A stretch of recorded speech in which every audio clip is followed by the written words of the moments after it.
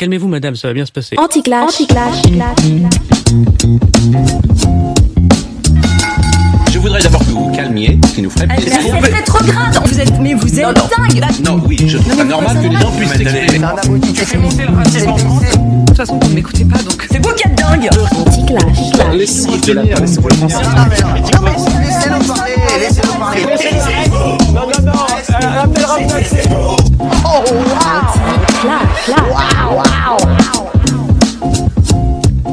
Bienvenue dans Anti-Clash, une émission qui va au fond des sujets polémiques sans tomber dans le clash. Une émission qui insuffle une culture du dialogue, même lorsqu'on n'est vraiment pas d'accord. Je suis Raphaël Tisblatt. Olivier Fournoux.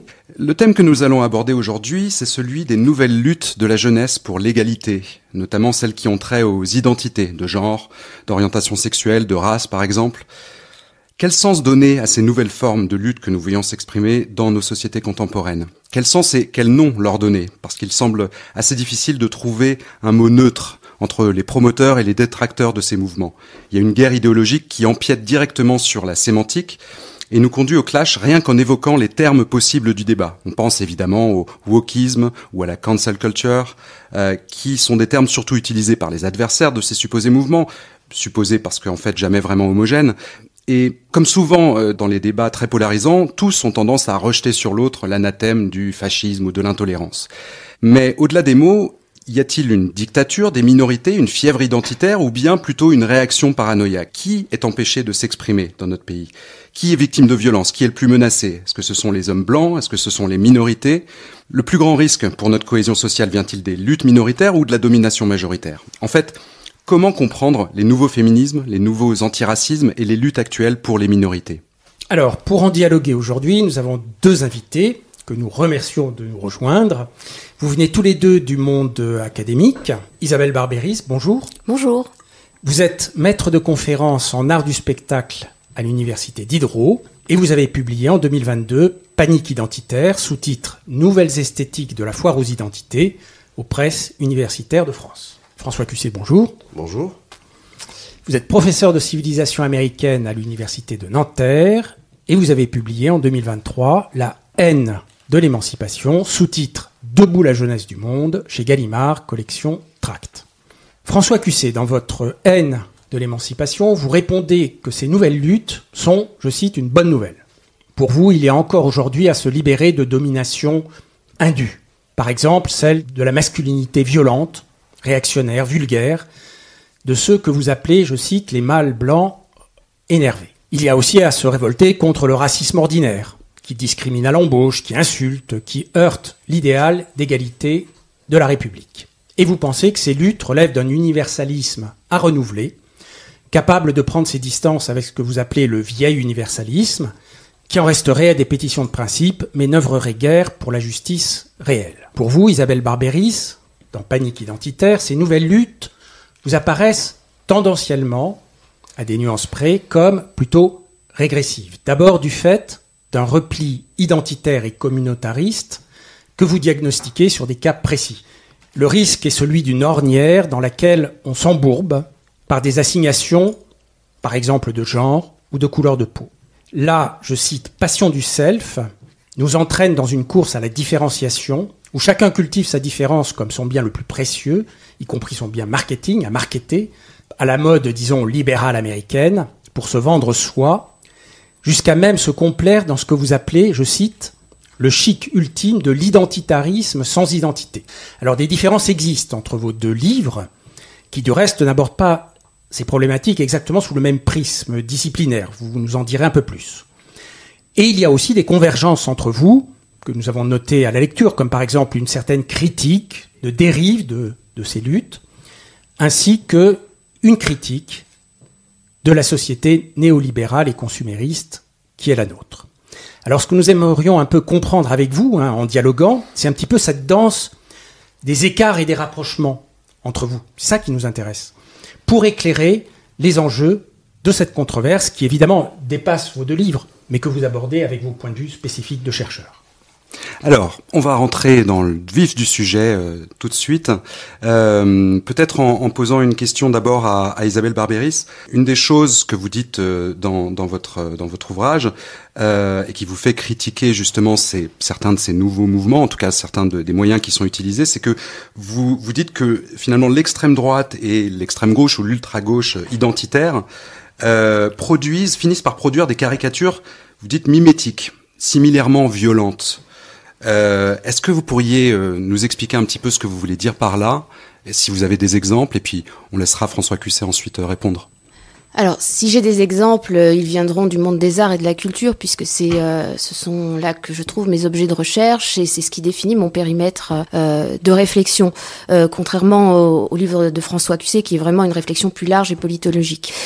Alors, ce n'est pas exactement mon livre, donc ne s'intéresse pas véritablement aux luttes. Il s'intéresse plutôt aux imaginaires et à certains imaginaires, oui, que je considère comme extrémistes et donc polarisés aux deux extrêmes des bords politiques, avec un centre mou que j'identifie et qui est consumériste. Et là où on a des imaginaires de l'identité qui sont des imaginaires consuméristes. Alors, est-ce que il y a, selon moi, une sorte de mimétisme entre ces imaginaires très iconoclastes, pour nommer les choses, de l'ultra-gauche, et ces imaginaires très iconodoules, donc qui cultivent une sorte de culte du symbole figé et traditionnaliste de l'ultra-droite.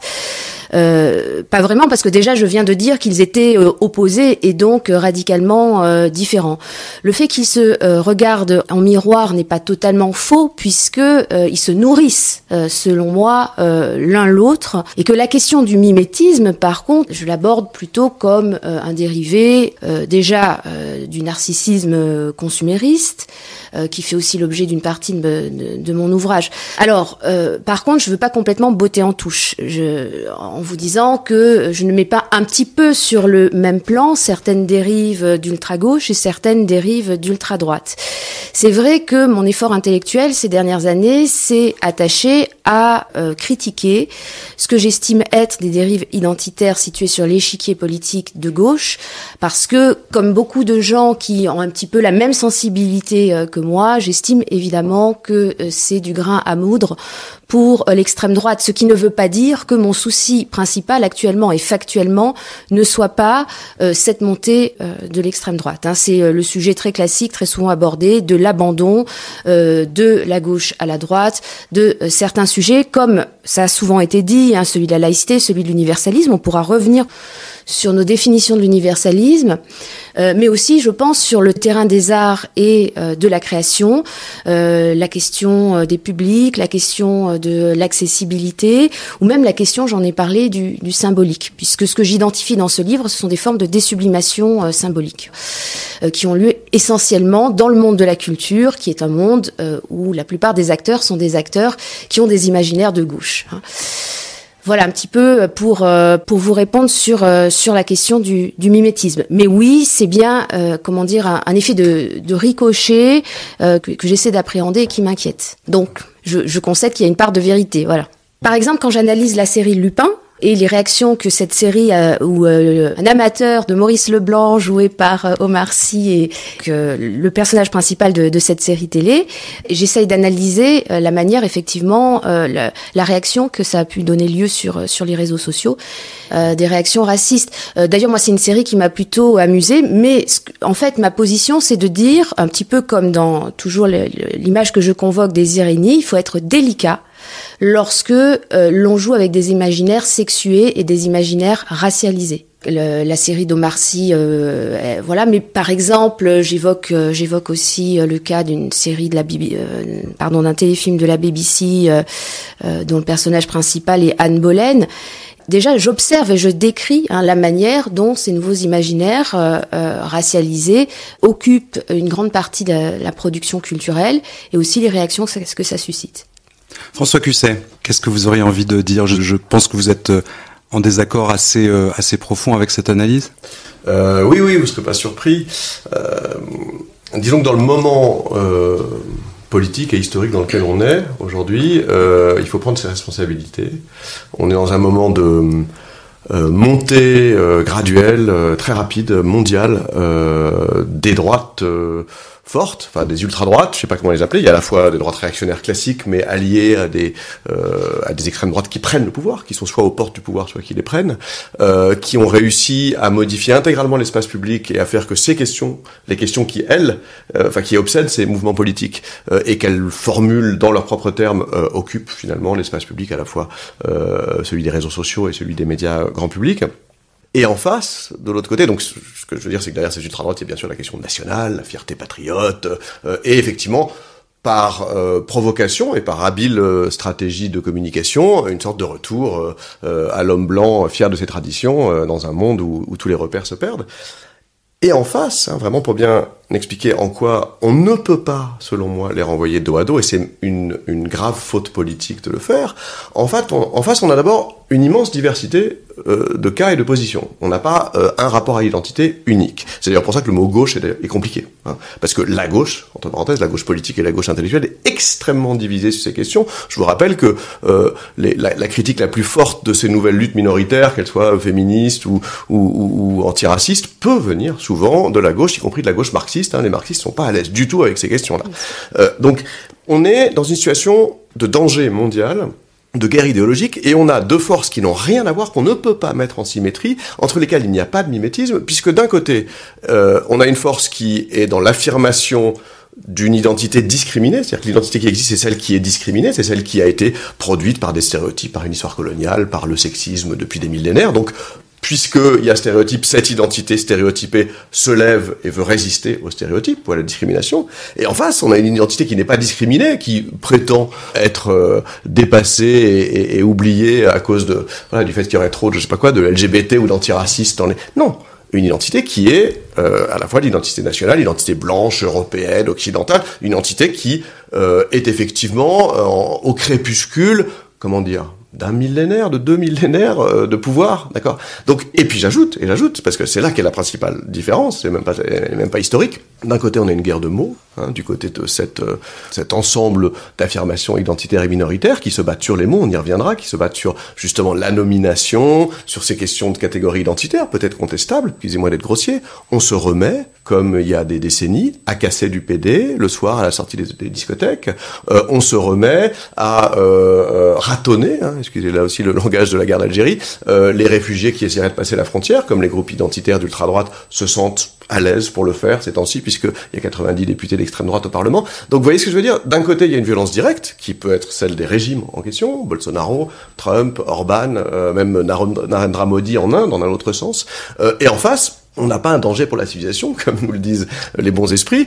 On a une jeunesse qui se bat avec des armes de mots, peut-être maladroits, peut-être naïfs, peut-être crispés, mais des armes principalement de mots. Je dis toujours, pour m'amuser, que la plus grande violence qu'ils commettent, c'est, et c'est rare, le pavé dans une vitrine de boucherie envoyé par des antispécistes un peu énervés. Vous voyez, il n'y a pas là deux forces idéologiques que l'on peut aligner. Et je vous rappelle, pour finir, que les aligner, c'est défendre une sorte de centre mou qui est finalement la stratégie du président français actuel, réélu, élu au départ et réélu une deuxième fois sur cet agenda-là, et qui récemment, excusez-moi de rentrer dans l'actualité, lorsqu'il reprend sa première ministre parce qu'elle fait un lien entre le parti d'extrême droite et le régime de Vichy, d'accord, lorsqu'il laisse son ministre de l'Intérieur prétendre ou menacer d'interdire la Ligue des droits de l'homme, il joue exactement ce jeu-là, finalement, de dire les deux extrêmes se ressemblent, évitons tous les deux, rejoignez-moi.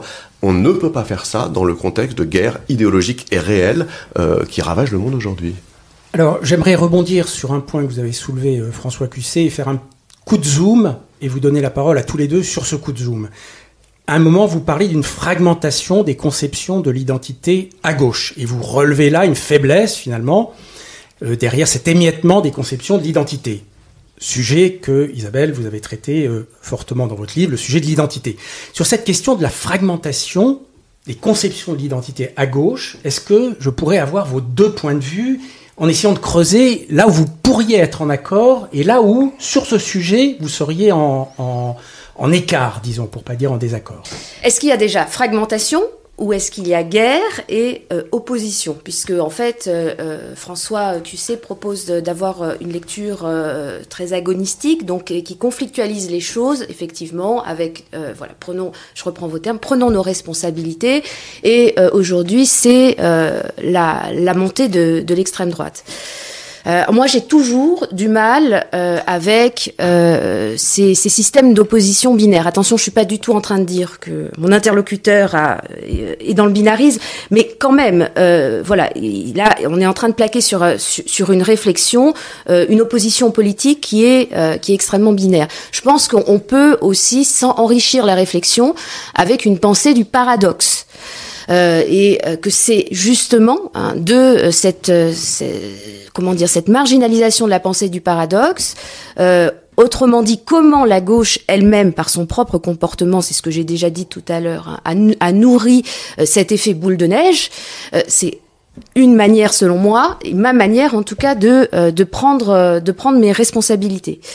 Et donc cette pensée du paradoxe, je peux essayer de l'illustrer par une œuvre de théâtre qui est une œuvre justement qui utilise la racialisation. Je ne suis pas du tout contre, les motifs racialisés dans l'art, évidemment. Donc qui est très connu, qui est connu de tous, c'est Othello. Avec la figure d'Othello, à mon sens, et celle donc qui lui est opposée, celle de Iago, qui est bien entendu la figure de l'hypocrite. Othello, c'est une figure de l'acculturation. Quand on étudie la pièce, on voit qu'il a probablement changé de religion 2 fois, qu'il a été colonisé, une fois colonisé et l'autre fois qu'il a été fait captif. Bon, bref. Donc c'est une figure de l'acculturation et de la crise identitaire, Othello. Ce que vient faire Iago, il vient réveiller de manière très habile ses passions racialisées. Et donc c'est ainsi que se déclenche la tragédie. C'est pour ça que je parlais de pensée du paradoxe. C'est important pour moi, même si ça a l'air d'être très très de tourner un petit peu en rond, mais c'est ce que fait un paradoxe, précisément. Donc c'est comme ça, moi, que j'essaye de prendre véritablement mes responsabilités. Sur la question de la fragmentation maintenant, qui est donc aussi une grille de lecture, parce qu'il y a la grille de lecture très oppositionnelle, il y a la grille de lecture de la fragmentation.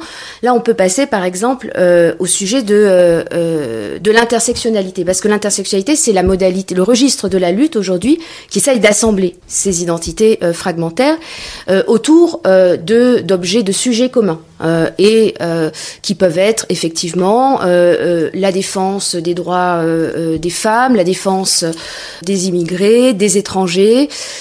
Ou bien encore, il y a toute une intersectionnalisation avec la cause écologique. Encore une fois, pensée du paradoxe, je ne dis pas que dans l'intersectionnalité, il n'y a pas des choses intéressantes, mais on a affaire à une sorte de réaction fusionnelle à ces identités fragmentées.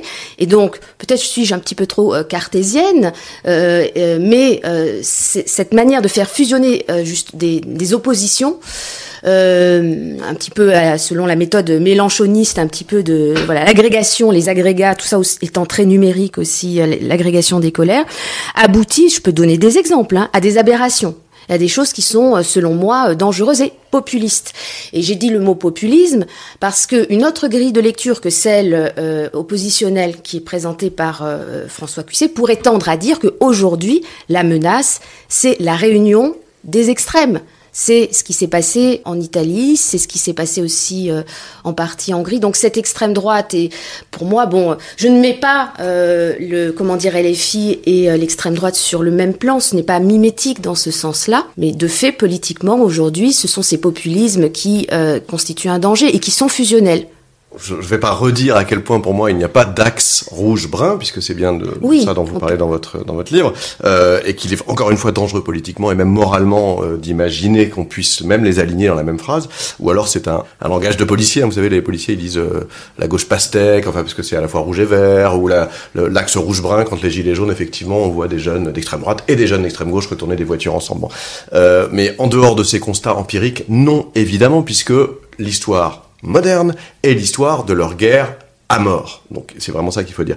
Fragmentation, oui, bien sûr. C'est-à-dire que ces questions d'identité, et c'est d'ailleurs tout l'argument de leurs ennemis, justement, des forces réactionnaires, c'est d'en faire un monolithe, de dire qu'il y a un rapport un peu essentialisé, hystérique, à l'identité. Non, infiniment multiple. Il y a des gens un peu hystériques, ça tout à fait, ça existe, ils sont d'ailleurs tout à fait minoritaires, mais les anecdotes en boucle d'une pièce de théâtre annulée ou d'une conférence annulée par des petits groupes de gens permettent à ces gens de résumer l'ensemble d'un paysage extrêmement varié, voilà. Dans lequel, moi, ce que je cite dans mon bouquin, c'est cette phrase qui me semble résumer la variété de ce paysage. C'est les jeunes qui disent, justement parce que certains sont obsédés par les questions de genre, d'autres par les questions raciales, d'autres par les questions religieuses, on ne nous laisse pas être multiples. Et donc le rapport à l'identité qu'ils ont, parce que n'a rien à voir avec la mono-identité. C'est l'identité multiple, de fait, de gens qui, au début du XXIe siècle, voilà, sont à la fois dans une position de genre, dans une préférence sexuelle, dans un continent blanc, mais ils peuvent avoir une autre couleur de peau, dans une différence sociale aussi, géographique, etc. C'est etc. de là que vient le concept aussi d'intersectionnalité, d'ailleurs. Oui, qui est l'idée qu'il faut, effectivement, articuler tactiquement tout ça. Là aussi, pour moi, la seule articulation possible, la seule unité possible, disons l'unité vertueuse, celle qui permettrait à ces luttes d'aboutir à quelque chose de bien, est de reconnecter avec la lutte sociale, on va dire, de la génération antérieure, de l'époque historique juste antérieure, c'est-à-dire la lutte sociale un peu plus unitaire, qui faisait moins de différences de couleur de peau ou de différences de sexe, celle qu'on associe à la gauche, justement, sociale, voire même marxiste, parce que le rapport au capitalisme est finalement ce qui chapeaute l'ensemble. Bon. En attendant que cette alliance ait lieu, parce qu'elle n'est pas facile à faire, je vous dis, il y a les vieux marxistes grincheux, et puis il y a les jeunes qui trouvent à la mode d'affirmer ceci ou cela, et qui n'ont pas cette culture politique de la lutte sociale, donc cette alliance mettra du temps à se faire.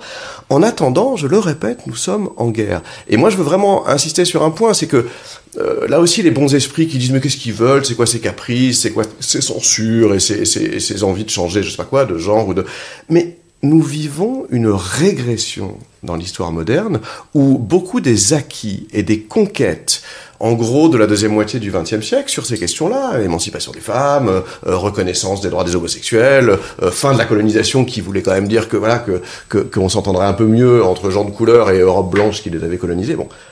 On revient sur ces acquis. Pas tous, bien sûr, mais enfin, entre le vote aux États-Unis d'une loi par laquelle la Cour suprême retire le droit à l'avortement, les violences dont j'ai parlé, et finalement, c'est cette jeunesse qui se lève et qui défend ces minorités de manière très diverse, fragmentaire, pas encore unie, elle le fait parce qu'elle a le sentiment qu'une séquence d'émancipation qu'elle n'a pas connue, qui était avant sa naissance, a été suivie, depuis qu'elle est née, par une séquence de contre-émancipation, de régression, de montée des droites et des extrêmes droites, et que donc ces avancées sont en danger. Et c'est vraiment par rapport à ça, c'est-à-dire on peut tomber d'accord sur plein de choses, sur des excès, des outrances rhétoriques, etc., mais il y a le risque d'une régression de ces avancées, qui ne sont pas simples, parce que l'histoire moderne n'en connaît pas beaucoup, des séquences d'émancipation où on a avancé, et que face à ce risque, nous devons prendre parti, ou en tout cas faire attention à ce qu'on dit, dans la mesure où ça risquerait d'armer les forces qui veulent cette régression. Pour me faire l'avocat du diable, ou peut-être d'Isabelle Barbieris, ou peut-être de quelqu'un d'autre, mais vous dites il y a des régressions, mais finalement ce qui est pointé du doigt aussi par les pourfendeurs du wokisme, ou de ces nouvelles méthodes de lutte, bien souvent ne sont pas des actions qui visent à contrer des régressions, c'est plutôt souvent des actions qui visent à mettre fin à des choses qui, encore il y a peut-être 10 ans, je pense blackface par exemple, etc. On n'en parlait pas du tout. J'ai l'impression qu'en fait les nouvelles actions aujourd'hui, certains diraient finalement ces actions-là, si c'était des actions pour effectivement mettre fin aux ratonnades, mettre fin aux discriminations purement et simplement. Mais là il y a quelque chose de plus symbolique souvent qui est attaqué. Alors là on touche au cœur à mon avis du débat. Il y a haine possible, ratonnade ou même simple préjugé, parce qu'évidemment tout le monde ne se tape pas dessus, parce que l'évolution politique et des lois, qui elle a eu lieu, n'a pas été suivie, ou plutôt est beaucoup plus rapide que l'évolution des esprits et des mentalités. Et cette jeunesse a parfaitement conscience que le combat d'aujourd'hui, celui qui a suivi le combat politique il a été bref. Les luttes de décolonisation, c'était des guerres, Algérie, Inde, etc., relativement brèves. Le mouvement d'émancipation des Afro-Américains, la lutte pour les droits civiques a été très bref, a coûté la vie à Martin Luther King il y a quelques-uns, mais finalement a été une séquence de 15 ans. C'est très rapide. Depuis, on est entré dans une autre séquence, qui est une séquence où, puisque le boulot est fait légalement et politiquement, il s'agit maintenant, en quelque sorte, ça c'est le langage justement de ces jeunes, moi je le cite avec des guillemets, de décoloniser les imaginaires et les esprits, ou de déviriliser, si on veut être sur les questions de genre et de sexe. Et ça, ce travail-là, il est beaucoup plus long, il est beaucoup plus abstrait, parce que finalement c'est des mots et c'est des représentations, donc là ça relève évidemment du travail de la culture, donc Isabelle Barberi c'est évidemment la première concernée, et c'est là-dessus, c'est sur ce terrain-là qu'il y a régression. Évidemment qu'il n'y a pas régression sur le terrain légal. Évidemment que les États-Unis vont pas abroger la loi sur les droits civiques de 1964. Mais il y a, voilà. Et vraiment, moi, c'est ce que je dis très rapidement dans ce petit livre trop rapide, c'est que, voilà, à chaque Gay Pride, il y a une extrême droite qui souffle sur les braises et qui dit, je sais pas quoi, moi, aux petits blancs prolétarisés, tout à fait virilistes et hétérosexuels, enfin, le croit-il, que voilà, que s'il est dans cette merde, c'est parce que, voilà, il y a des gars qui défilent sous ses fenêtres. Ça, c'est la régression. Et ça, c'est ce qui empêche l'évolution des mentalités. Et si on empêche l'évolution des mentalités, ce qui suivra, c'est la régression des lois, la régression politique, comme ça a lieu dans certains pays. Donc voilà où on en est. On n'est pas encore, évidemment, de retour au 19e siècle. Mais on a du mal à faire évoluer les imaginaires. Voilà. Sur ce terrain du symbolique et de l'imaginaire, Isabelle, vous voulez peut-être reprendre la parole je pense que en introduction, j'ai suffisamment, circonscrit effectivement, mon champ de compétences, parce que bon, on peut aussi un petit peu se lancer un petit peu plus dans la discussion politologique. Parce que moi, ce qui me frappe dans la manière de présenter les choses de François Cuissé, c'est qu'il évoque, à mon sens, des luttes qui sont tout à fait nobles, et que la jeunesse effectivement a repris en charge après. Donc là, je pense aller dans votre sens. On n'a pas énormément de différence d'âge, et les années 80-90, c'était des années où la jeunesse était assez dépolitisée. C'était des années assez où la jeunesse escomptait beaucoup, en quelque sorte, de la victoire du modèle ultralibéral. Et puis voilà, effectivement, ces nouvelles générations qui à certains paraissent énervées ou emportées, effectivement on assiste à un effet massif de repolitisation de la jeunesse dont il faut vraiment se féliciter, que ce soit sur la cause des femmes quand même qui avance beaucoup grâce à ça ces dernières années. Et sur les autres fronts, que je vais pas les reprendre, je suis d'accord sur ce point avec le diagnostic de François Cuissé. Et simplement, voilà, une fois qu'on a dit ça, on n'a pas fait le tour du politique, on n'a pas fait le tour du champ politique. C'est-à-dire que le champ politique, c'est aussi l'ouverture sur la géopolitique, c'est aussi l'ouverture sur les autres pays, et que souvent, je constate que cette polarisation des luttes sur des luttes sociétales, tout à fait nécessaires, se fait au détriment d'autres sujets. Et que, paradoxalement, elle aboutit à un effet de nationalisation. Moi, en ce moment, j'organise un festival pendant le Festival d'Avignon, donc un festival dans le festival sur l'Iran, parce qu'il n'y avait rien en soutien au peuple iranien, et que le nouveau directeur de ce festival avait estimé faire le job engagé et politique une fois qu'il avait mis 50% de femmes et qu'il avait crédité la diversité.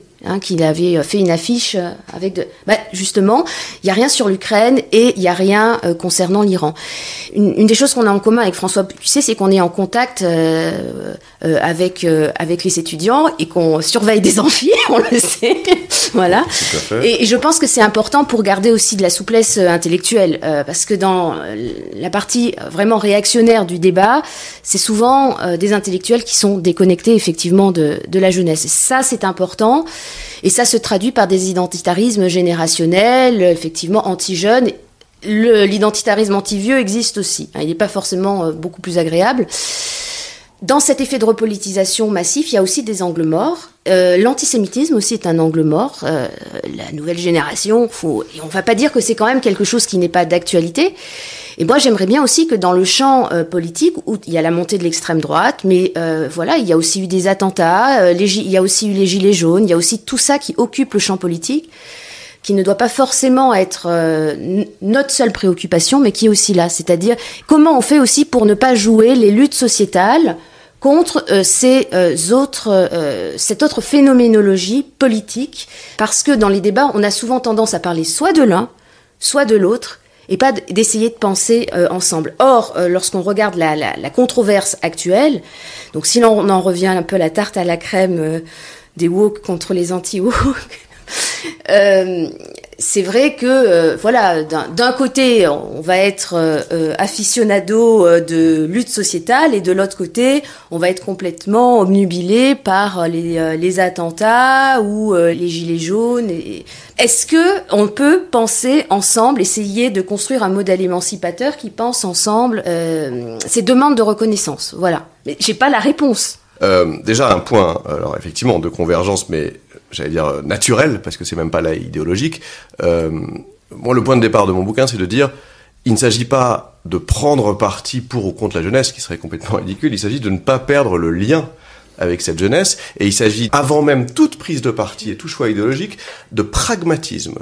Il se trouve que cette jeunesse, alors là, c'est un phénomène générationnel mondial, donc c'est quand même une vaste question, se politise et développe un rapport au collectif, au moment historique, à la planète, au monde, voilà, aujourd'hui, par ces questions d'identité, qu'elles soient sexuelles, raciales, nord-sud, ou écologistes, parce qu'il y a aussi la question du vivant, qui est l'autre identité, là où notre génération, quand on avait leur âge, c'était pas du tout, parce qu'il y a une génération effectivement individualiste et sans aucun rapport au collectif, soit c'était sur ces questions du mouvement social unitaire qui effaçait les différences. Donc comme ils le font comme ça, qu'on le veuille ou non, qu'on le regrette ou non, qu'on trouve ça bien ou non, nous devons les écouter, discuter avec eux et prendre acte du fait que c'est leur rapport au collectif qui se joue là. Moi, je commence vraiment là-dessus. Soyons pragmatiques avant même de dire c'est bien ou c'est mal. Voilà. Peut-être un petit recul historique. C'est-à-dire, par provocation, moi j'aime bien toujours citer le mot de Saint-Just, le révolutionnaire du XVIIIe siècle, qui disait, et tout le monde l'a dit après lui finalement, que la République, pour vivre, a besoin de se nourrir du sang des méchants, ou des tyrans, ou des diables, enfin, a besoin de sang. A vraiment besoin de sang. Et on le comprend fort bien. S'il n'y a pas d'ennemis, s'il n'y a pas de danger, s'il n'y a pas quelque chose qui nous menace, il n'y aura pas de mobilisation politique et collective, il n'y aura même pas de conscience collective. Karl Schmitt. Voilà.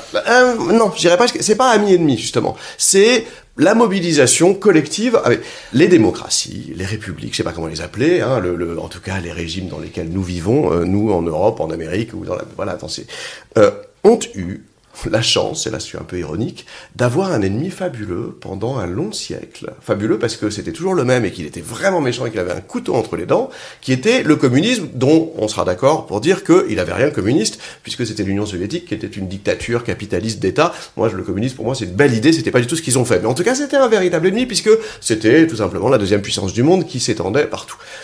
Et on l'a perdu.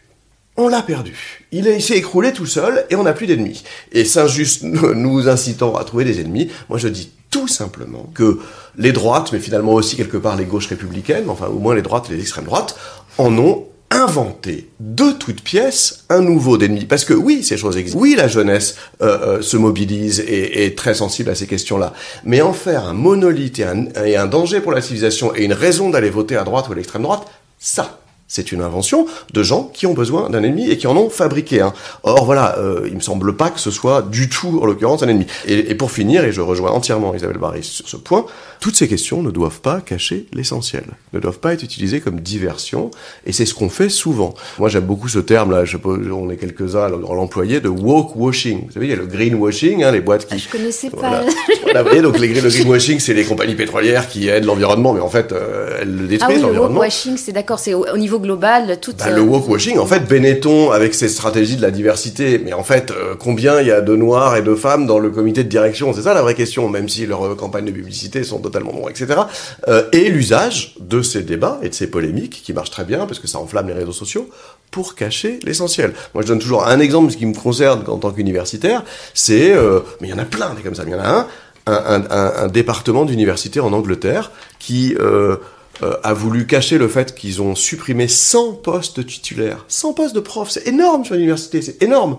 En montant un cursus décolonial et en recrutant 3 féministes et penseurs décoloniaux un peu radicaux, ce qui a provoqué une énorme polémique entre woke et anti-woke, dont les médias ont beaucoup parlé. Personne n'a parlé du licenciement, la suppression des 100 postes. Ça résume exactement le problème. Le débat est utilisé par certains pour cacher la vieille lutte sociale à l'ancienne qui, elle, continue, le capitalisme tout-puissant qui, lui, continue à ravager les vies, quoi. Vous touchez à plein de choses. Une des choses donc qui semble, par exemple, vous rassembler, c'est la critique, disons, du libéralisme, on va dire. Juste, François Cusset, vous disiez tout à l'heure, et je vous ai déjà entendu ailleurs aussi expliquer que finalement, la mère de toutes les oppressions, c'est l'oppression capitaliste.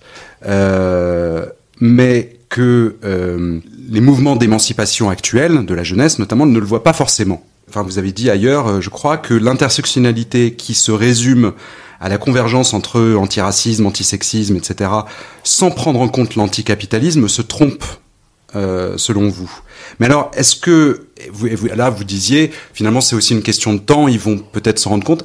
Question un peu provocante. Est-ce que vous craignez pas d'être accusé un peu de paternalisme, justement par certains de ces mouvements, à qui on a déjà, je crois qu'il y a eu déjà des polémiques là-dessus, entre gauche et gauche, on va dire, gauche qui dit, voilà, c'est le capital, l'oppresseur absolu, et d'autres qui disaient, mais non, c'est pas exactement le capital, c'est l'homme blanc. Est-ce que vous ne craignez pas de quand même être contredit par ces mouvements-là, ou en tout cas accusés de paternalisme, ou de les empêcher de définir eux-mêmes ce qu'ils considèrent comme étant la source de leur oppression? Alors, déjà, on peut partir d'une évidence, c'est que le capitaliste tout-puissant, à la fois dans sa figure stéréotypée et dans la réalité, se trouve très souvent être un homme blanc. Pas seulement, il y a des milliardaires indiens et Oprah Winfrey est la femme noire la plus riche du monde, mais je veux dire, on est d'accord qu'il y a un système de domination sexuelle et de domination géopolitique, plus que raciale d'ailleurs, mais raciale aussi, nord-sud en tout cas, lié à l'histoire du capitalisme. Il faut quand même se souvenir que pas de capitalisme moderne sans commerce triangulaire, esclavage et invasion coloniale. Donc il y a quand même au départ quelque chose qui est très lié. Alors, oui, évidemment que je me fais taper sur les doigts, c'est pas exactement ça, parce que c'est un truc d'instituteur. Les jeunes ne tapent pas sur les doigts. Évidemment que le risque est là aussi de rompre le lien, de faire référence à un monde qui n'est pas le leur, et de leur donner l'impression de leur donner des leçons. Je ne fais absolument pas ça parce que c'est eux qui m'en donnent. Moi, honnêtement, ces luttes minoritaires, je les connais pas. Leur langage et leur lexique m'étonnent, et donc on parle d'abord de ça. Mais oui, si on peut servir à quelque chose, c'est une mémoire historique récente, on va dire, c'est-à-dire la fin du XXe siècle, et plus ancienne, c'est-à-dire l'histoire moderne, 3 siècles, où il faut faire ce lien. Parce que si on ne le fait pas, alors on rentre dans ce que, pour le coup, votre livre, Isabelle, décrit très bien, c'est-à-dire la compensation identitaire du mal-être en société de consommation.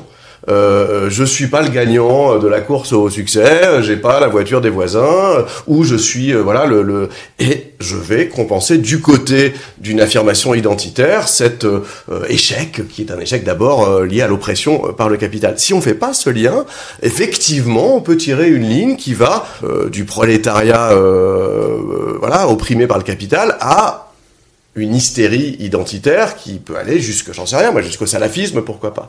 Il faut faire ce lien, parce que ce lien est d'abord le rappel que c'est le capitalisme qui, historiquement, a utilisé cet antagonisme et a fabriqué ces hiérarchies, les hiérarchies coloniales, les hiérarchies nord-sud, les hiérarchies raciales. Puis la hiérarchie de genre, il l'a pas inventée, elle était antérieure, mais il l'a, on va dire, maintenue.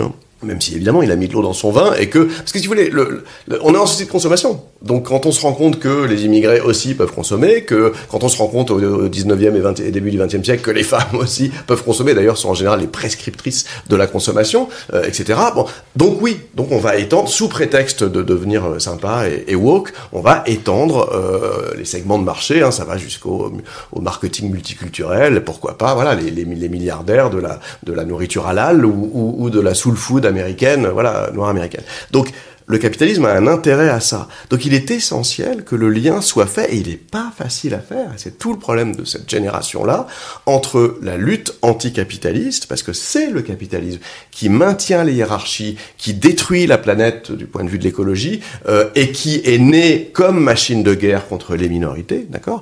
Donc, entre l'anticapitalisme et leur mouvement minoritaire. Dès qu'ils affirment la noblesse de leurs identités et le refus d'être discriminés sans faire ce lien, il court le risque d'une impasse, voire même d'un mouvement contre-productif, de faire le jeu finalement des extrêmes droites, effectivement.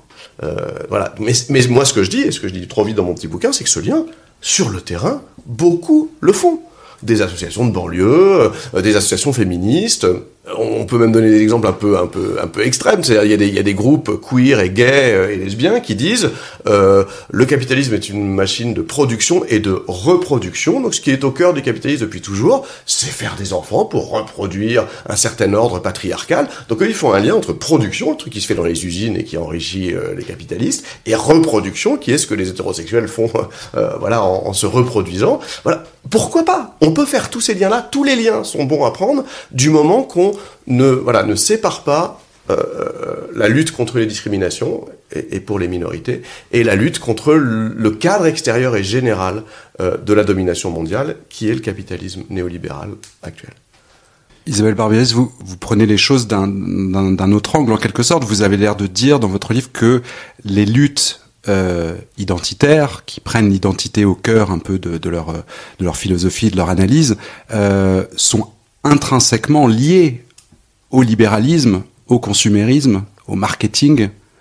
Je pense qu'il y a quelque chose qui mérite d'être creusé dans ce qu'a dit François Cusset dans sa précédente prise de parole, et qui était, et là où on va avoir un désaccord à creuser, peut-être à travailler, c'est la question un peu, de la bulle, de l'effet de bulle et de masquage et de diversion.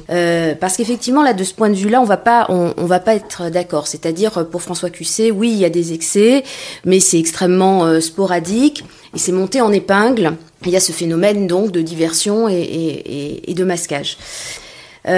Ensuite, sur la question du capitalisme, oui, je pense que le problème est lié, que les dérives identitaires sont plus profondément liées effectivement à ce que j'appelle l'ultralibéralisme.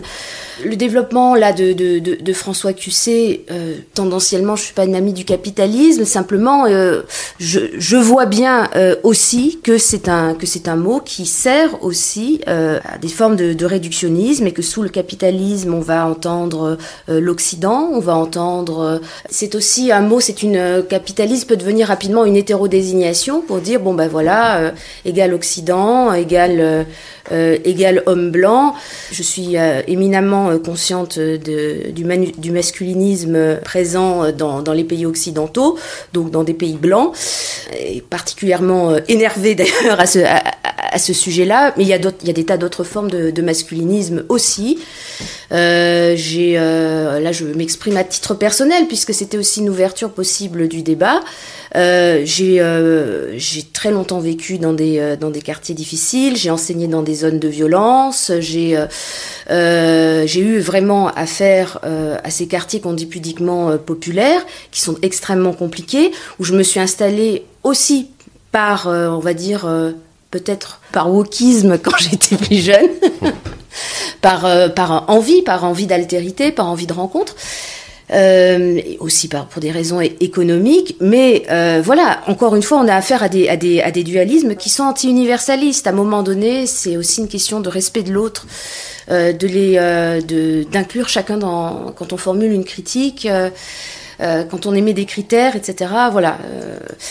Donc oui, je suis d'accord avec l'homme blanc si on parle des autres en fait. Et ce n'est pas parce qu'il y a une asymétrie nord-sud que, en tant que féministe, on est censé uniquement vouloir élargir les trottoirs. Ce qui complique tout, c'est l'incroyable plasticité du capitalisme. C'est-à-dire sa capacité historique à tout absorber. Et en fait, ce dont on parle, moi je pense que vraiment le plus important ici, c'est le recul historique. Ce dont on parle, c'est une séquence de 50 ans, d'un demi-siècle. On est au bout de cette séquence. C'est pour ça que c'est très conflictuel, antagonique, on ne sait pas où ça va.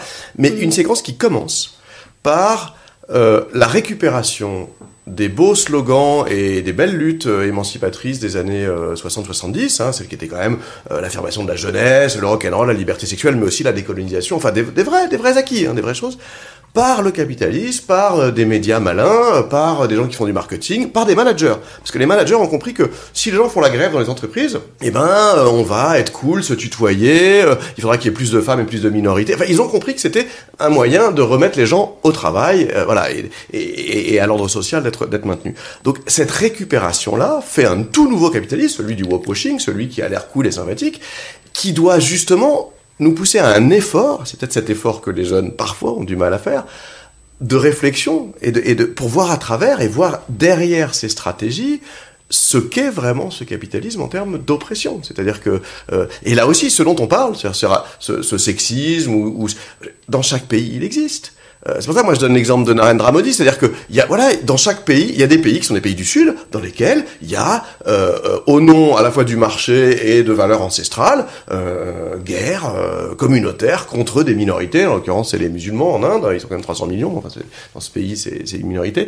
Ou dans les pays d'Amérique du Sud, où finalement les indigènes et les autochtones sont encore plus maltraités qu'à l'époque coloniale. Aujourd'hui, dans des régimes capitalistes, voilà. Donc voilà, tout ça est beaucoup plus complexe. Il s'agit pas du tout de dire que le seul salaud dans l'affaire, c'est l'homme blanc. Non, bien sûr. Mais en revanche, il s'agit de faire le lien avec cette histoire du capitalisme, parce que sinon, il noie le poisson, il nous aura toujours. C'est-à-dire que on en est encore à rester il y a 20 ans au bouquin qui nous disait le néolibéralisme et le capitalisme n'aiment pas l'État. Époque Margaret Thatcher, l'État c'est pas bien, ça voilà. Mais non, depuis 2008, le capitalisme adore l'État, puisque si l'État n'avait pas fait la levée qu'on sait après la crise financière de 2008, le capitalisme se serait arrêté. Donc le capitalisme est devenu statophile après avoir été statophobe, etc. Et il détestait les minorités parce que c'était un truc d'hommes blancs et de banquiers, en costume 3 pièces, et maintenant il les adore parce que c'est des segments de marché juteux. Voilà, il faut suivre ça et inciter cette génération à faire le lien. Enfin, François Cusset, le capitalisme n'aime pas les services publics. Ça, c'est sûr. Donc, mais c'était une petite parenthèse. Vous avez raison. Isabelle Barberis, vous avez évoqué dans votre première prise de parole le sujet de l'universalisme et de peut-être faire l'effort d'une définition de l'universalisme. Et ensuite, dans une autre prise de parole, vous avez parlé de l'anti-universalisme. Donc là, il y a peut-être un sujet aussi qu'on n'a pas abordé jusqu'à maintenant, dont vous aviez tendu la perche. Est-ce qu'on peut peut-être l'évoquer Oui, avec plaisir. D'autant que c'est un sujet de réflexion que j'ai moi-même pu en me posant la question, en voyant qu'elle était posée partout, et en me la posant sur un sujet sur lequel j'ai pu préciser certaines choses. Là, François Cusset, à plusieurs reprises, a évoqué le sujet de l'écologie. Donc, qui me semble être l'incarnation véritablement d'un possible nouvel universalisme au sens fort. C'est-à-dire que pour moi, l'universalisme aujourd'hui, effectivement, c'est l'accès aux biens publics mondiaux, par exemple. Donc, ça va être l'eau, ça va être l'éducation, ça va être la culture aussi. Donc l'accès universel aux biens publics mondiaux, puisque vous évoquiez aussi la question des services publics. Et au-dessus des services publics, il y a la notion de biens publics, voilà. Et puis ça c'était si je voulais le définir positivement, pour aussi dire que c'est là où vraiment je crois il y a un désaccord avec François Cusset, c'est-à-dire que moi fondamentalement je pense, mon analyse me conduit à penser que la sociétalisation extrême des luttes conduit véritablement à une fragmentation, et une fragmentation des énergies et une dispersion, et que c'est peut-être là qu'il y a la dispersion et la diversion. Je peux en donner un exemple sur sociétalisation des luttes, qu'est-ce que vous voulez dire ? Par identité et par agrégation, pour reprendre toujours cet imaginaire un petit peu des numérique et digital, agrégatif. Par exemple, l'écologie, qui est le grand sujet universaliste, je pense que c'est au-delà des questions d'identité, que je comprends d'ailleurs dans la jeunesse, dans une société où de plus en plus il y a des stéréotypes de genre, je comprends que l'on cherche son genre et que l'on refuse ça, très clairement. Moi-même, ça me travaille, donc je le comprends. Mais par exemple sur la question de l'écologie, qui me semble être la principale préoccupation, au-dessus de ces questions d'identité individuelle, il y a des effets de diversion lorsque l'on polarise la question écologique précisément sur l'homme blanc. Ça va être, à mon sens, c'est une diversion extrêmement grave. C'est bien plus fructueux, me semble-t-il, avec la jeunesse, de parler d'universalisme et de parler effectivement, de faire des liens, de parler d'universalisme, de parler de biens publics mondiaux. Que de parler du mec qui fait ses brochettes, et peut-être qui est un peu bof, je sais pas, mais voilà. Donc je ne comprends pas ce nivellement en quelque sorte. Et l'universalisme, c'est ce qui est au-dessus de nous. Et si j'en donnais une définition négative, ça serait ce qui s'oppose à la pensée systémique. À mon sens, le seul endroit aujourd'hui où une pensée du système peut fonctionner, c'est l'écologie, parce qu'on est pour la question de l'écosystème, pour ce que Ulrich Beck appelle la société du risque. Le risque, il y a un risque systémique effectivement avec l'écologie. Quand on renvoie le racisme, pour ce qui est de l'Occident, de la France, à une question systémique, ou même le sexisme, je suis pas d'accord. Pourquoi ? Justement parce que ça empêche de penser véritablement ce qui est véritablement systémique.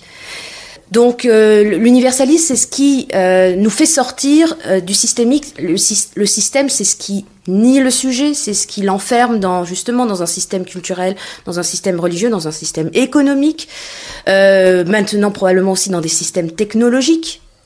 Et l'universalisme, c'est pour ça que j'en ai une définition assez individualiste, on va dire.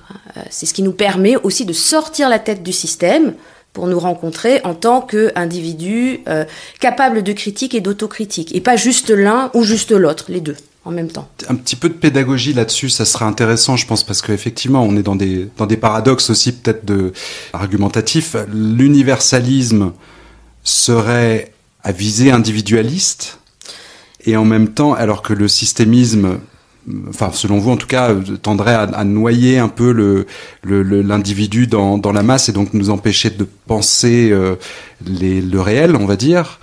En même temps, l'universaliste est bien une philosophie qui a visée universelle, donc collective. Comment est-ce que... Enfin, je sais pas, peut-être on peut laisser François Cusset répondre aussi. Alors, honnêtement, moi, je comprends pas en fait cette opposition. Là, on est dans le très conceptuel. Essayons de. Et le systémisme. Soyons peut-être plus simples. Alors là, c'est aussi un point de désaccord que j'ai ressenti à la lecture du livre d'Isabelle Barberis. Il y a un racisme systémique, il y a un sexisme systémique, comme il y a une oppression par le capitalisme de façon systémique. C'est pas un gros mot, et c'est dommage parce que, enfin, c'est dommage. C'est pas à moi de Pour juger, moi, ça l'est. Non, mais c'est dommage parce que vous avez des approches souvent très subtiles, et là, il me semble, sur ces questions-là, vous reprenez une antienne d'idéologues conservateurs.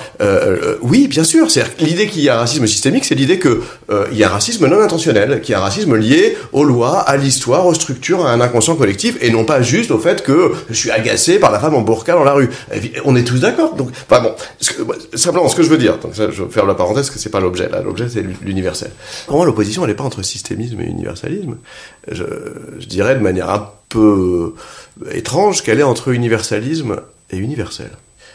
Moi, j'ai un problème avec le isme de universalisme. On a un problème avec tous les ismes, si vous voulez. Enfin, il y a des beaux ismes, voilà. Mais celui-là particulièrement, Parce qu'effectivement, pour appeler un chat, mettons les pieds dans le plat, pourquoi est-ce qu'il y a un débat très très polarisé dans nos pays, mais même ailleurs, autour de ces questions de l'universel? Parce que pour beaucoup de gens, et pas que la jeunesse woke, pour aussi des intellectuels tout à fait respectables des quatre coins du monde, universalisme est le nom de code du particularisme impérial euro-américain depuis 1000 ans. Voilà, c'est-à-dire que c'est tout simplement la visée générale dont ils ont drapé, déguisé leurs intentions de pouvoir et leurs conquêtes coloniales, etc. Donc, pour éviter ça, parce que si on les suit, alors on jette le bébé avec l'eau du bain. Alors il n'y aura pas d'universel, il y aura comme réaction à cette terrible histoire impériale euro-américaine, chacun dans son coin, fragmentation identitaire. C'est pour ça que moi j'oppose à l'universalisme l'universel qui ne peut être, lui, que en acte, que en situation, et pas dans toutes les situations. Je pense, parce que moi c'est mon rapport à l'histoire, qui ne peut être qu'en situation de lutte, c'est-à-dire précisément de conquête de nouveaux droits, de lutte pour un progrès ici ou là, et donc de lutte contre ce qui menace l'égalité ou la justice, précisément parce que si l'universalisme c'est le fait de quelques-uns, de quelques hommes blancs, alors il faut un universel et une lutte universelle qui aille contre leurs privilèges à eux. Et du coup, par ce long détour, je vous rejoins au moins sur un point, sur le fait que, au cœur de cet universel à définir aujourd'hui, il y a effectivement le vivant, moi je dirais plutôt que l'écologie, mais c'est-à-dire ça inclut la lutte écologique contre la dévastation de l'environnement, mais le vivant, parce que finalement l'universalisme qu'on nous sert dans nos livres, nos manuels scolaires, il était très anthropocentré. C'était celui de l'humanisme, de la Renaissance, c'était celui c'est pas mal quand même. Oui, mais le sujet cartésien, n'oublions pas que le sujet cartésien, c'est celui on est en dit... désaccord, gros désaccord. Non, mais c'est celui qui dit, voilà, l'homme ayant la capacité de penser, il peut se faire maître et possesseur. Évidemment. Ce qu'il a fait goulûment depuis 4 siècles. Alors évidemment, c'est pas Descartes qui a inventé le capitalisme. C'est une mauvaise lecture de Descartes, enfin. Non, sûrement. Oui, mais la res extensa, voilà, on peut aussi imaginer que la métaphysique évolue et qu'il y a une nouvelle métaphysique à inventer, qui est celle, dans notre moment historique, de la solidarité entre les formes du vivant qui sont dans la même galère, c'est-à-dire face à un compte à rebours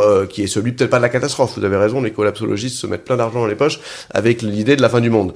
Mais en tout cas, d'un danger beaucoup plus évident et objectif que celui de je ne sais quel mouvement woke ou minoritaire, qui est le danger de la disparition des espèces, du réchauffement climatique et de l'impossible vie sur Terre pour une bonne moitié des 9 milliards de ses habitants.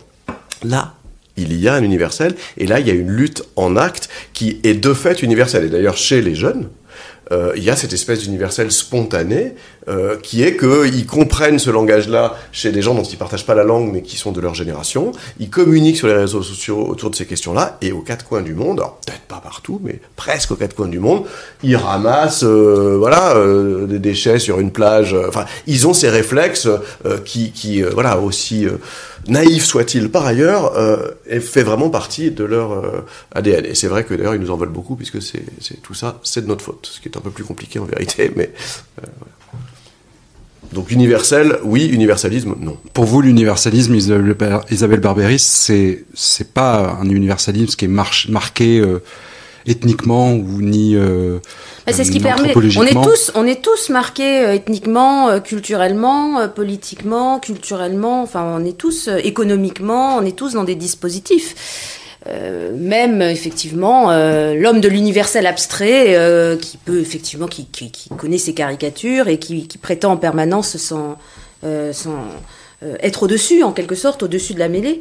Mais l'universalisme, c'est la visée, c'est au sens philosophique, c'est vraiment la visée, maintenir la possibilité effectivement de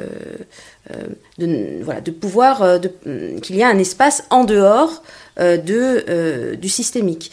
Et alors oui, là nous ne sommes pas d'accord parce que pour moi ce qui serait du racisme d'ordre systémique, ça serait effectivement d'inscrire de la différenciation raciale dans les lois.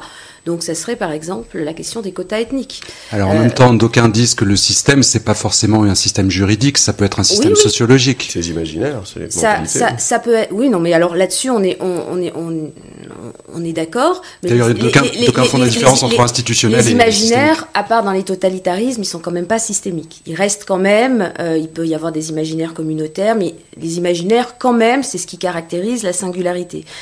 Bien entendu, je pense qu'il y a des phénomènes collectifs, que le racisme en fait partie, mais je m'arrête là, je ne vais pas à l'échelon systémique. C'est important pour moi, effectivement. La question du risque systémique doit rester à l'endroit, pour moi, où... c'est une question vraiment de distinction notionnelle pour pouvoir penser un petit peu sereinement ces sujets-là.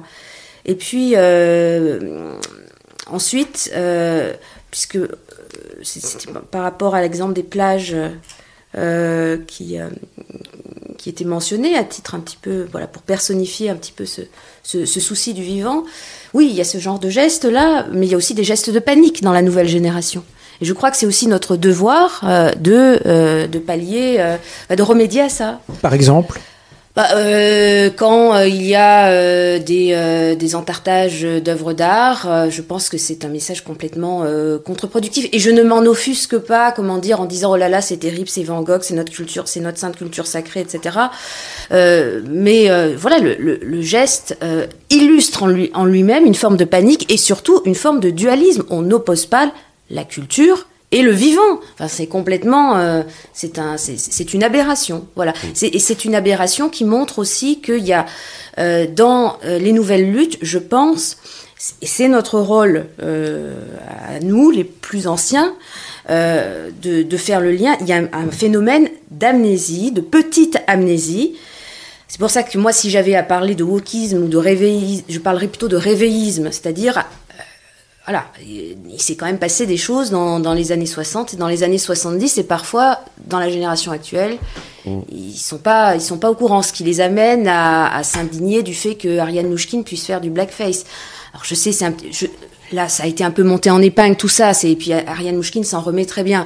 Voilà. Juste, enfin bon, on va pas, parce que c'est un point de détail, on va dire, pour citer un homme politique célèbre. Non, mais la purée sur du Van Gogh, je suis désolé. C'est une super technique de com et ils ont raison. À quoi bon avoir des musées et sacraliser cette magnifique et belle culture si c'est dans un monde qui a 80, 120, 140 ans à vivre de façon voilà. Oui, ils ont pour moi c'est des coups d'éclat. Alors ils ont effectivement des techniques de com qui sont pas celles de notre génération, mais et puis ils demanderiez aux jeunes, on en a parlé par exemple en cours dans mes cours d'histoire de la performance pour être précis. C'est pas, ça suscite pas un enthousiasme. Et puis ils se mettent en danger. Hein. C'est-à-dire que quand ceux qui se collent à une autoroute et se font gifler par tous les gens qui sont coincés dans l'embouteillage et qui leur en veulent. Bon, mais moi je voudrais peut-être finir sur un point parce que c'est très lié à l'universel. C'est la question de la communauté. Finalement, ce qui caractérise justement, c'est ce que j'appelle les bons esprits quand je suis de bonne humeur, mais qui en fait s'avèrent quand même défendre des positions conservatrices et dangereuses. C'est l'anti-communautarisme, c'est le gros truc français, la République est incompatible avec les communautés, ou plutôt les particularismes menaceraient l'unité et l'universel.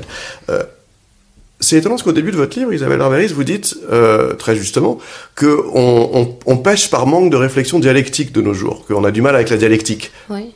Eh ben, vous avez du mal avec la dialectique en étant anticommunautariste.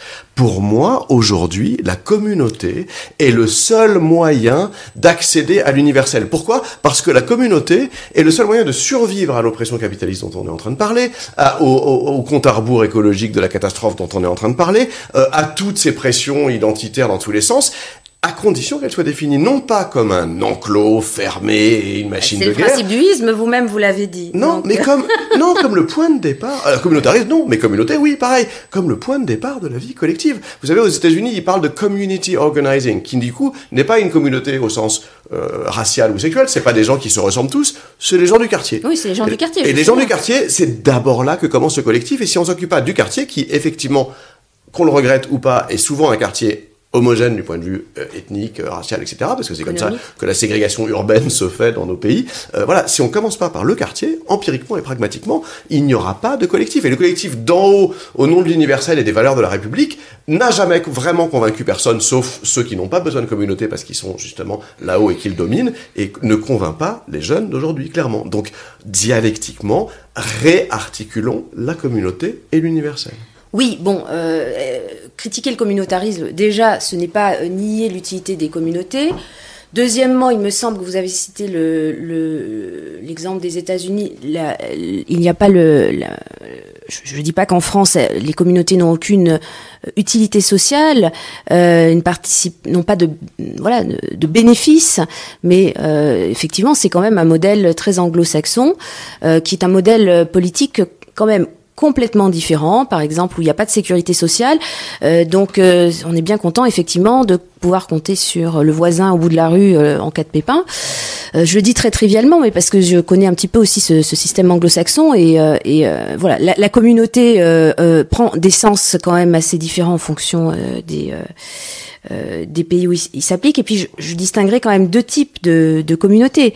Il y a les communautés traditionnelles qui peuvent devenir traditionnalistes et donc très conservatrices, mais il y a aussi il y a les nouvelles communautés qui se font sur la base de solidarité qui se réinventent, mais qui peuvent aussi être des solidarités communautaristes et au sens véritablement où il y a des effets sectaires qui s'observent. Exemple. Il y a des effets sectaires, par exemple, qui ont provoqué la scission d'Act Up. Donc il y a eu beaucoup comme ça d'associations qui se sont effectivement sectarisées, radicalisées, et donc les gens, certains militants ont exprimé leur désaccord selon les fameuses catégories d'Hirschman. Donc à un moment donné, le Voice marchait plus, donc ils sont partis. Voilà. Ils sont partis parce qu'ils n'étaient plus. Donc ça existe. Et aujourd'hui, s'il y a un certain nombre justement de relais, de corps intermédiaires. En France, on parle beaucoup de corps intermédiaires, mais ça a à voir avec la communauté justement. Si beaucoup de corps intermédiaires, d'associations ou même de corps professionnels, on va pas dire que à l'université en ce moment ça va bien. C'est pour ça que je pense que c'est important de aussi nous rencontrer et voilà de débattre très sereinement. Donc voilà, ce sont ces communautés-là aussi qui sont justement qui se disloquent sous l'effet selon moi de ces nouvelles pressions identitaires, et il y a des phénomènes un petit peu de sectarisation ou de communautarisme.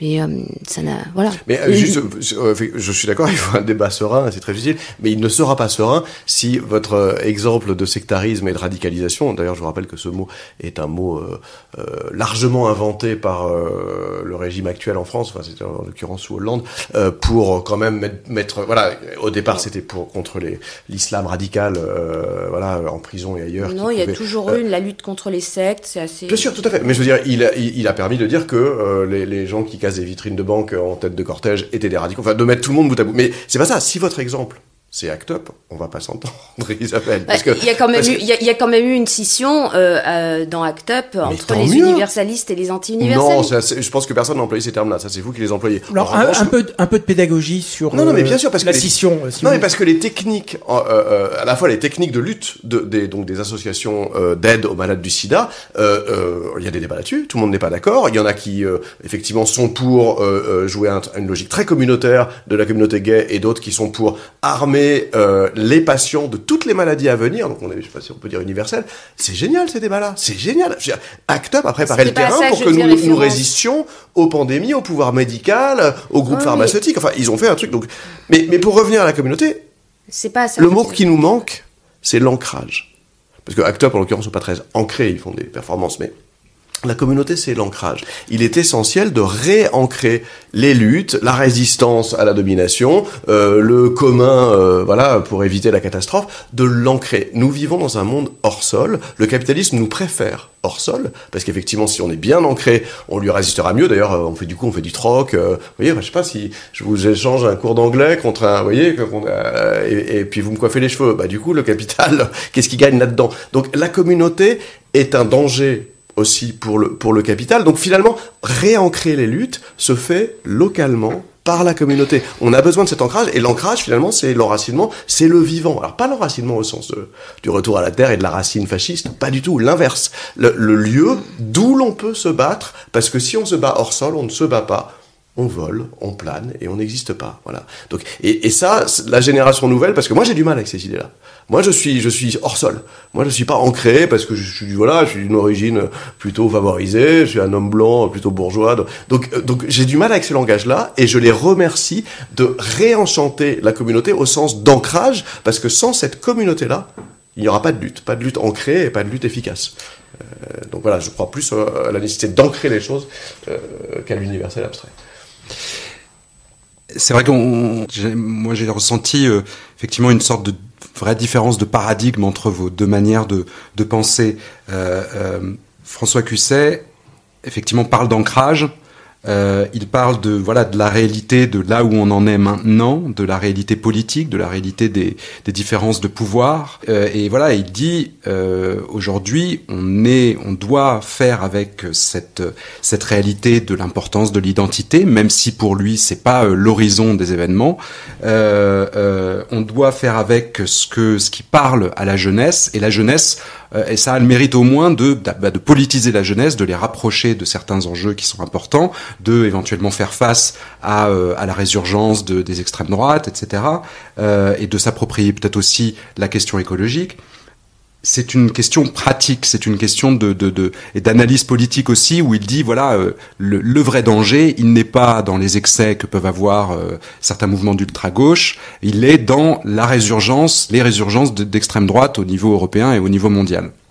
Et puis de l'autre côté, on a Isabelle Barberis qui se situe plus sur un niveau, disons, symbolique peut-être, de principe, qui tend, alors vous me corrigerez si j'ai une mauvaise compréhension de ce que vous avez dit, mais j'ai l'impression que c'est que Isabelle Barberis, vous insistez sur l'importance de quel principe on va se servir, sur quel principe on va s'appuyer pour mener ces luttes. Et vous avez l'air de dire, je pense que le danger, c'est que justement on identitarise trop et qu'on va avoir du mal avec cette identité raciale, de genre, etc., au cœur des luttes. On va avoir du mal à s'élargir. On va avoir du mal à justement à s'attaquer à disons à ce qui pourrait, sur quoi vous êtes d'accord tous les deux, ce qui est l'origine du mal, qui est l'ultralibéralisme.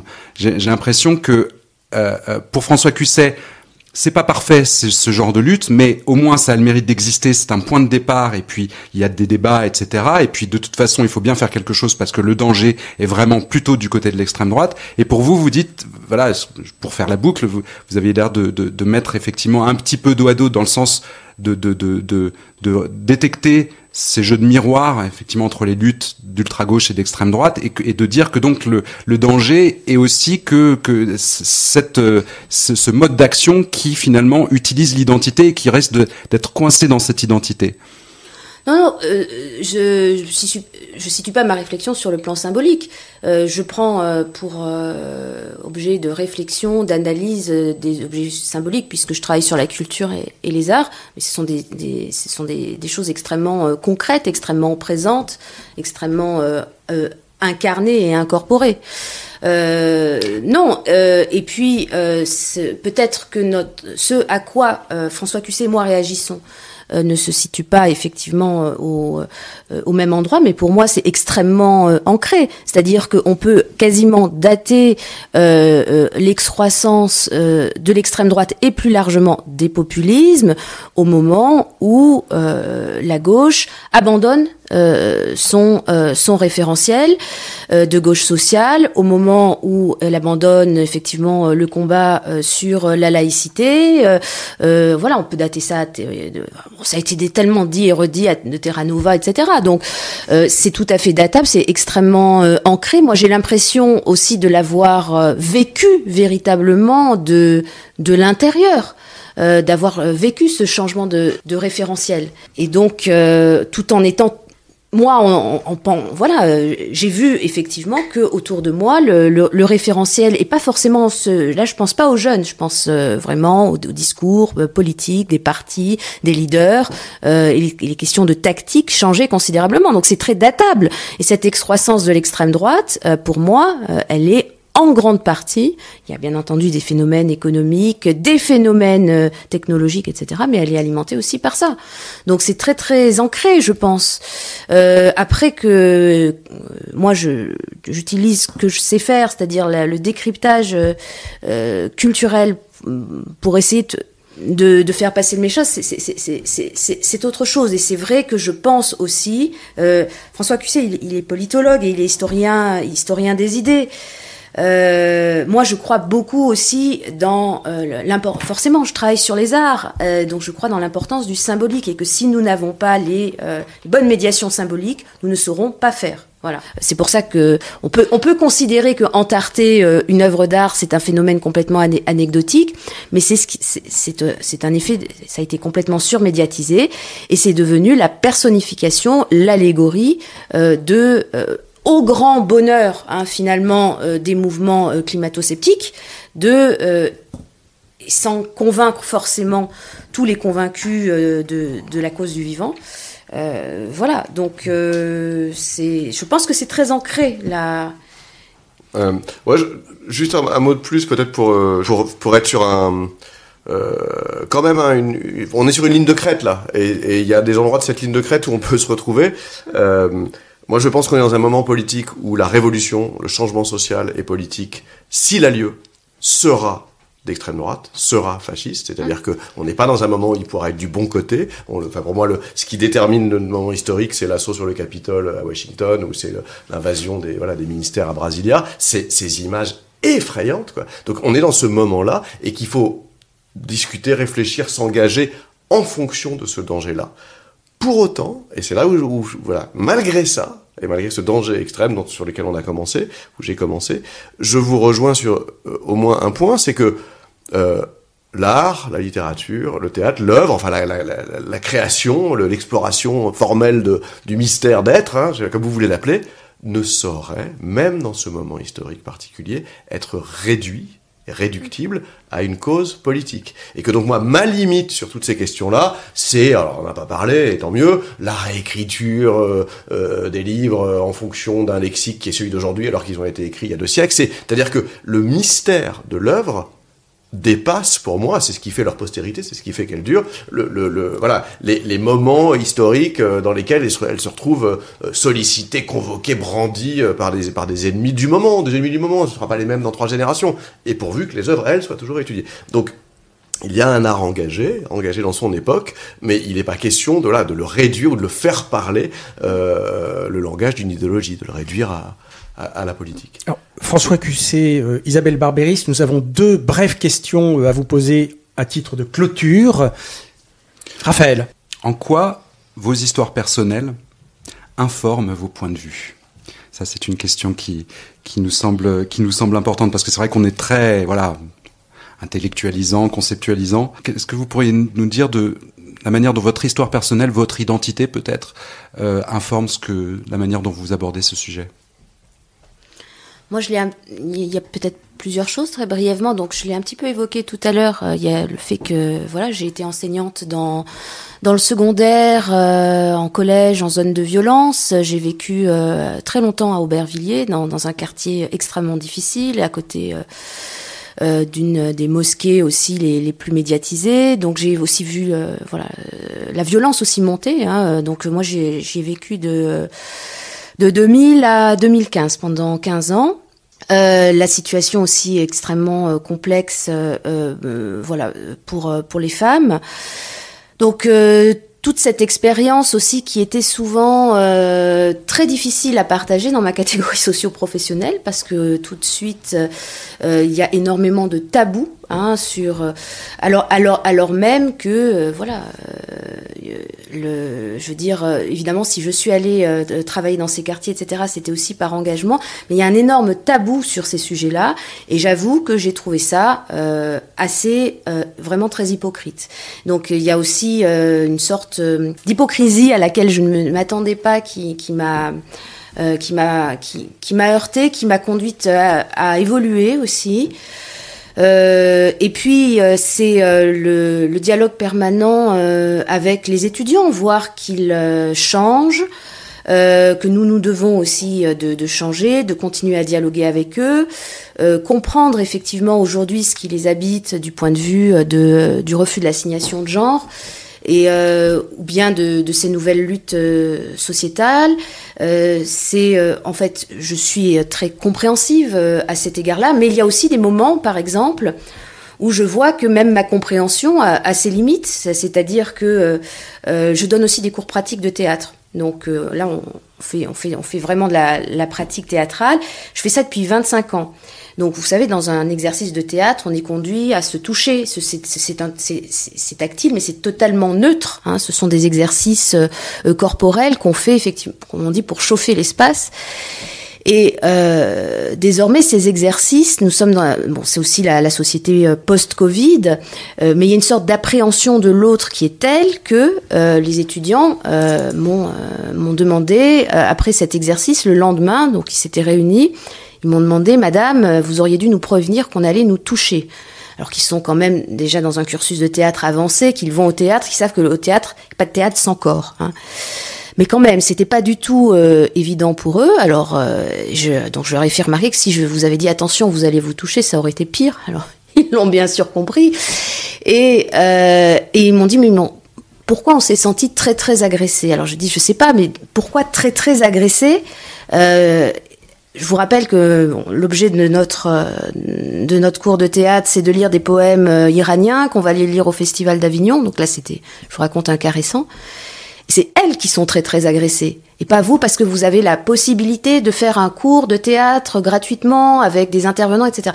Et voilà. Donc en fait, ce qui est en train de se mettre en place, c'est la logique un peu des trigger warnings, qui sont au départ, c'est des choses tout à fait normales, de contextualisation. Trigger warning, d'avertissement qu'il y a quelque chose qui risque de choquer. Au départ, c'est normal, c'est de la politesse, c'est de la contextualisation, etc. Mais il y a des effets qui s'insinuent dans la vie quotidienne. C'est pour ça que on n'a pas eu l'occasion d'évoquer les questions un peu de quantité, qui sont compliquées, hein. Mais c'est pour donner des exemples dans la vie quotidienne. Et finalement, les étudiants ont beaucoup plus de mal. Enfin, il faudra beaucoup plus travailler maintenant pour qu'ils aient cette aisance et qu'ils puissent rencontrer véritablement les autres et puis l'art qui sont censés étudier. Et à mon sens, c'est cet environnement aussi un peu calfeutré qui les conduit à ça. On a discuté très calmement, c'était d'ailleurs une bonne discussion qu'on a eue ensemble, mais donc je suis sûre que François Cussé, lui aussi, il a des expériences très riches avec ses étudiants. On est habité par ça, forcément. C'est pas coupé, en fait, de nos engagements, je pense. François Cussé, avec vos étudiants ou par ailleurs aussi, dans d'autres contextes, est-ce que vous avez comme ça une ou deux... Non, mais c'est évident que le rap... Enfin, voilà, moi, je suis plus de la même génération que les jeunes, et ce lien-là, que j'ai jamais perdu parce que j'enseigne depuis 30 ans, il y a aussi le rapport aux militants, aux activistes, hein. Faut quand même se souvenir que tous les mouvements sociaux et les têtes des mouvements sociaux et ceux qui font advenir les changements et ceux qui font les révolutions, ils ont rarement plus de 20 ans, et que et donc il y a une jeunesse du corps qui est aussi la jeunesse du monde et de l'avenir, donc plus le fait d'être père, entre parenthèses, c'est-à-dire de ne pas comprendre toujours ce que me racontent mes adolescentes de filles qui parlent un langage étonnant et qui en même temps me font des leçons de morale sur ceci et cela. Donc tout ça est évidemment un terrain intergénérationnel complexe sur lequel se jouent très concrètement, très pragmatiquement des choses qui m'ont incité au moins à écrire ce petit livre, et puis surtout essayer de continuer à faire le lien entre l'époque d'avant, enfin un lien, une filiation historique et les luttes d'aujourd'hui, et peut-être moi quand même un terrain de plus, un ancrage de plus qui a joué un rôle qui est personnel mais qui a joué un rôle dans ce que je fais. C'est quand même que j'ai vécu 10 ans aux États-Unis, à New York, dans les années 90. Je suis parti un peu par hasard, j'ai exercé plein de métiers, j'ai pas du tout été prof, enfin j'étais pas du tout un intello, je faisais rien de tout ça à cette époque-là. C'était en plus une ville assez dangereuse, c'était juste avant sa gentrification, mais ça a décidé de tout le reste, à la fois parce que tout simplement l'expatriation, où qu'on soit regarder son pays et sa culture avec un peu de distance, la voir comme un truc quand même un peu exotique. Le fameux universalisme à la française, c'est peut-être là, elle vient de là, ma méfiance. C'est-à-dire que c'est tout à coup, on se rend compte, voilà, qu'on est un petit village gaulois quand même. Et puis le rapport à l'Amérique, et c'est d'ailleurs marrant parce que c'est une sorte de point Godwin obligé dans toute discussion quand on est français, l'anti-américanisme. Hein. D'ailleurs, si on veut être élu à une élection quand on est français, faut être anti-américain. Moi, je le suis plus que eux tous. Parce que j'ai vu à quel point cette société est violente, parce que, comme disent les féministes, les armes à feu ont plus de droits que les vagins, c'est ce qu'elles disent depuis la fin de l'avortement. Voilà. Mais tout est plus complexe, et quand on vit sur un terrain culturel et social tel que celui des États-Unis, on voit que tout est complexe, que tout est dialectique, que la communauté n'est pas que le fascisme de l'identité, mais le moyen de survivre, et qu'ils ont énormément de leçons à nous apporter, et pas seulement les méchants virus et poisons de leur influence délétère sur nos beaux esprits européens. Donc voilà, et puis voilà, ça m'a apporté l'anglais, ça m'a apporté le fait d'avoir un autre corps quand on se met à parler une autre langue. Enfin, c'est un truc de théâtre aussi, hein, c'est tout à fait du théâtre, et sans l'Amérique, je serais pas là, quoi. Bon, merci. Dernière petite question sur l'exercice même du dialogue. Alors, je vais pas les citer, mais dans vos 2 livres, vous avez tous les 2 un passage où vous portez en faveur du dialogue. Et donc, voilà, l'exercice que vous venez de mener, nous ne l'entendons pas forcément tous les jours dans les médias. Moi, j'ai beaucoup apprécié ce que je vous avais un petit peu annoncé au départ sur cette danse des écarts et des rapprochements. J'ai l'impression que vous avez vraiment fait cet effort d'essayer de décrire là où il y avait des scissions entre vous, des différences, et puis aussi, de manière très répétée, là où il y avait des passerelles. Hein, et ça, vraiment, je vous remercie fondamentalement pour cet exercice. Mais vous, qu'est-ce que vous avez apprécié? Qu'est-ce que vous avez moins apprécié? Qu'est-ce que vous avez retenu? Est-ce que vous avez appris quelque chose de cet échange? Premièrement, et deuxièmement, qu'est-ce que vous avez aimé et éventuellement moins aimé, évidemment? Ouais, pour laisser à Isabelle le dernier mot, je vais intervenir en premier. Ça se fait pas, la galanterie, c'est pas woke du tout. Hein. Mais non, plus sérieusement, non, j'aime bien le parti pris que vous avez dans cet anti-clash, qui est de distinguer très nettement débat et dialogue. Effectivement, moi je suis assez d'accord, un peu par provocation, avec ce que disait un de mes philosophes préférés, Gilles Deleuze, pour ne pas le nommer, qui disait le débat, ça n'existe pas et ça sert à rien, puisque, même si réseaux sociaux et médias se font des tonnes de fric en en fabriquant toute la journée, puisque on ne changera pas d'avis, puisque, voilà, soit on s'écharpera et on enrichira les gens qui... voilà, mais on ne tombera jamais d'accord, et la conviction, elle se fait ailleurs, elle se fait dans une salle de classe, elle se fait dans une expérience de vie, elle se fait pas dans le débat. En revanche, le dialogue, c'est effectivement l'exploration de lignes de crête, de points de convergence à l'intérieur même de divisions claires et assumées qui, je crois, étaient audibles entre nous, voilà, et qui n'empêchent pas d'apprendre l'un de l'autre. Voilà. Donc, vive le dialogue et arrêtez avec la propagande du débat. Je suis d'accord avec vous. Oui, dialogue, c'est dia, c'est d'ailleurs le même préfixe que diable ou diabolique. Donc c'est ce qui passe au travers. Et ce qui passe au travers, moi, ce que je trouve aussi intéressant, c'est de penser, c'est peut-être ma bosse théâtrale, mais c'est de penser au tiers. Et donc parce que nous, quand on est immergé dans un anti-clash, on sait qu'il va y avoir du dialogue puisque ça s'appelle un anti-clash. Mais finalement, moi j'écoute François Cusset m'écoute, mais on est quand même 2. Et ce qui est intéressant aussi, c'est c'est de se dire que grâce à ces nouveaux supports qui sont vraiment faits pour l'écoute, l'audition attentive, il y a une forme de liberté et que à chaque fois, ce que retient l'auditeur, c'est quelque chose qui se passe entre. C'est quelque chose qui va se passer entre... Alors, il y aura certainement des auditeurs qui vont se dire, oui, voilà, moi, c'est... qui vont choisir en quelque sorte leur poulain, mais en général, quand même, c'est un vrai dialogue permet effectivement de voir ce qui se passe entre. Et c'est ça qui m'intéresse, moi aussi, c'est ça qui me manque, en fait, dans les fameux débats qui sont de ce point de vue très pauvres. Et c'est peut-être ça qu'il faut essayer d'entendre plus souvent. Voilà. On est heureux que vous ayez effectivement saisi la valeur de ce qu'on essaye de mettre en place. On est heureux surtout que vous soyez prêtés au jeu de si belle manière. Effectivement, le dialogue n'est pas là pour essayer de changer d'avis. Comme disait François Cusset, effectivement, les prises de position, oui, les prises de position entre les uns et les autres se font selon des convictions qui elles-mêmes se forment effectivement à partir d'expériences de vie, d'où notamment la question qu'on vous a posée tout à l'heure. Et l'objectif n'est pas effectivement de tomber d'accord, ça serait un peu triste d'ailleurs pour la démocratie, on parlait d'environnement, la nature a besoin de diversité, a besoin de différence, mais d'essayer d'explorer effectivement d'où viennent ces différences et par là aussi cesser d'avoir l'envie de convaincre l'autre justement, ou de se battre, ou de faire taire l'autre. Merci à vous deux. Merci à tous les deux. Merci. Merci à François Cusset. Merci Isabelle.